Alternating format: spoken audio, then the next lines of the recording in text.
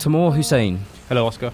you have told me in the past that you are getting a bit sick of open world games and their overstuffed design. Yeah, I think a lot of people are feeling that open world fatigue. Yeah. Often you play an open world game and you can see the things that are the critical path, cream of the crop things, and then there's everything around it to distract you. A lot of the time, stuff like that feels like filler. Yeah. Except you came away from having played Days Gone last week feeling a little more encouraged about its simplicity. Is that right? Yeah, it's. I think it's really weird because I've been trying to figure out what it is that made it me respond to it so well. Not so well, but well.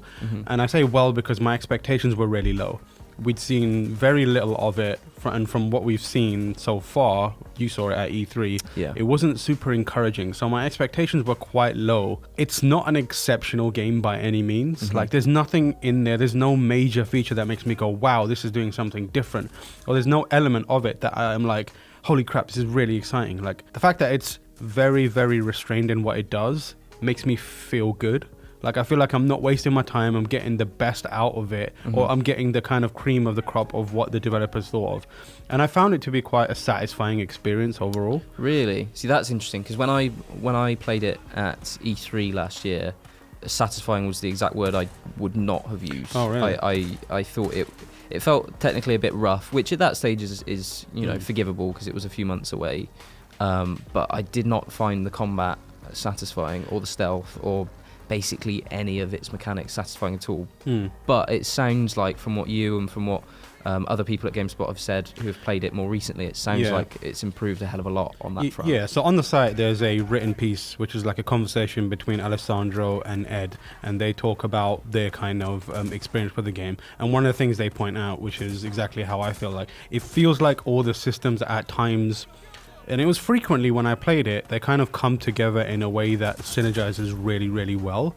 And the thing that I liked about it is I'm primarily a stealth player, but it allows, so I'm going to be playing stealth as much as I can, but there are people out there who like kind of go in and out of different styles of play. And I think the skirmishes and the encounters that it sets up, they allow you to do that pretty easily. The kind of feeling of the shooting felt really, really like heavy and grounded, and I really like that. It doesn't have the slickness of something like Last of Us, where you're kind of moving between points and throwing things to distract and that kind of stuff. It felt way more deliberate.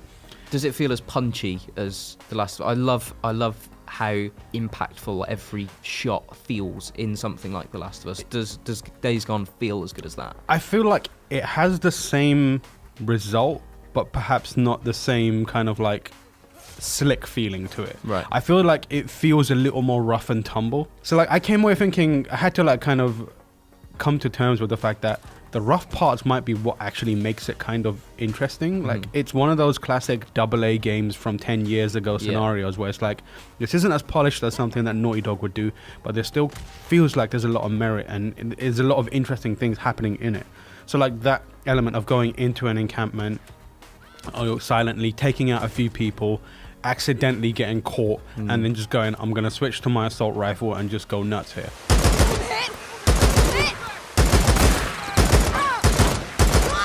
Then like I could do that, take out a few enemies, then retreat into some grass and then go back into the stealth mode, and it felt really good doing that. Shooting assault rifles again is it felt heavy and punchy, almost bassy. Like they've done sound really well here, I think. It seems like that's improved a hell of a lot since I saw it at E3. Yeah, it didn't sound as good at E3, but now it does feel, or at least sound, a lot more punchy. Yeah, I mean, it is a preview stage, so everything I say comes with a caveat that it's a slice of the game. Yeah. But like one of the things I really loved was I don't think there was a single weapon in that game that I used that made me feel powerful. So it felt like I need to be very careful. I need to be in the right distance so that I'm landing as many shots as possible. I need to make this quick, otherwise the zombies are going to find me, or the freakers are going to find me. Yeah. Oh yeah, they're not zombies. So they're called freakers. I think they like melded with, had some plant-based accident, and now everyone is like weird zombie types. But it's like, what's interesting, you get normal freakers who are dumb as hell. You can come up behind them, stab them in the neck, and take them out. But then you get like these hordes, which are really, really, really difficult to approach. So this is the thing this was one thing I didn't like when I played it, was that it felt like every combat encounter descended into the same pattern of me running around for like 10 minutes on end with a million zombies chasing me, and it would just be like I'd run for 30 seconds, turn around, get a few shots off, then they would have caught up, so I'd have had to turn around again, keep running, do that for another 10 minutes. Do you know what I mean? It just descended into the same pattern every time. I think, and it wasn't satisfying. But has that changed? It's still like that, but I think the way I don't know what section you started off, but because I started off from basically the start of the game, the introduction to those hordes of zombies was a little more natural. So I think the game warns you pretty well, like, don't screw with these guys, they will take you out. And also the other thing is, like, it's the bike is a big part of the game. I was going to ask about the bike, because it seems like that really is your lifeline and your life and soul. And I don't know, I feel like it's been undersold a little bit, but that to me could be the selling point for this game. It could, if it's satisfying enough. The problem is it's still just a bike. I'm wary about the way I say this, but like for some people, bike culture is really cool. But like for a lot of people, when this character Deacon St. John's like treating his bike as if it's a living child or something, I'm just like, this is a bit weird, man. Let's see what I can do. The bike is good, but it could be the big thing. It is definitely interesting in that it's the main way that you move around the world. There are fast travel points, but it's fun to drive around the world, if only because you get like a tour of the scenes and that kind of stuff.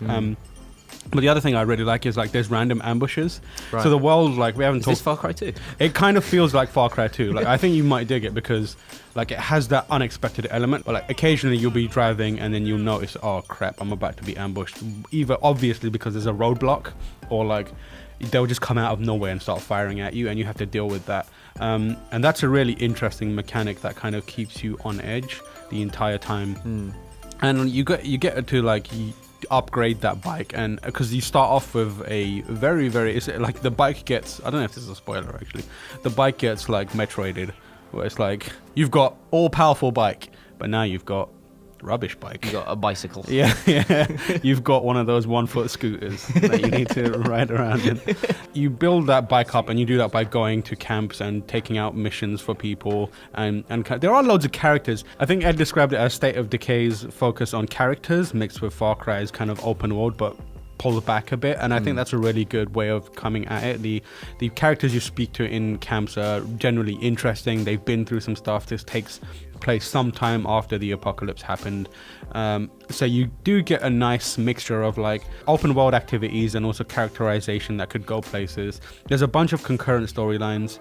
The one thing that I'll point out is like Deacon seems to be an interesting character, but he goes from 0 to 100 like at the sight of a zombie, and he is very angry at zombies. Right. Like it's really off-putting how quickly he goes from 0 to I'm gonna murder every zombie in the world. But otherwise, like it seems like there's an interesting story there. The thing that not freaks me out, but like confuses me or catches me off guard is the groundedness of it. Like it has that Sons of Anarchy style thing where you're like just in this open area, open world, and you're in it for long enough doing things that are not normal, but like doing things that are not weird long enough for you to forget that there's zombies around sometimes. Right, and then you'll turn and it'll be like, oh, you need to do some mad zombie shit, and you're like, oh crap, I forgot that was happening.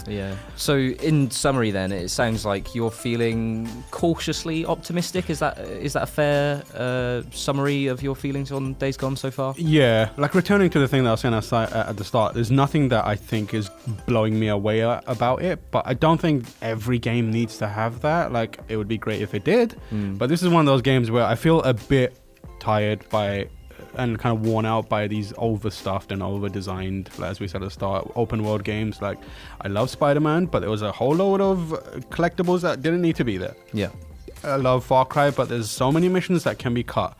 Red Dead, like there's a lot of stuff that could have been made easier, like the traversal, getting to things. I love that game, but there's elements of it that could have been cut. So this is like, it feels like I described it as a no frills open world experience, and that's kind of exciting to me because you get what is effectively the cream of the crop from the developer's perspective. They're not putting in any like extra fat in here, and you still get that sensation of like being given a task, taking that task off, seeing growth in your character. So that's what's exciting me about it. I'm looking forward to kind of digging into the world and being able to play stealth in this zombie game that is also got a bike in it. Yeah. All right, well, for more on Days Gone, including a preview from fellow freakers Alessandro and Ed, head over to gamespot.com. Oh, crap.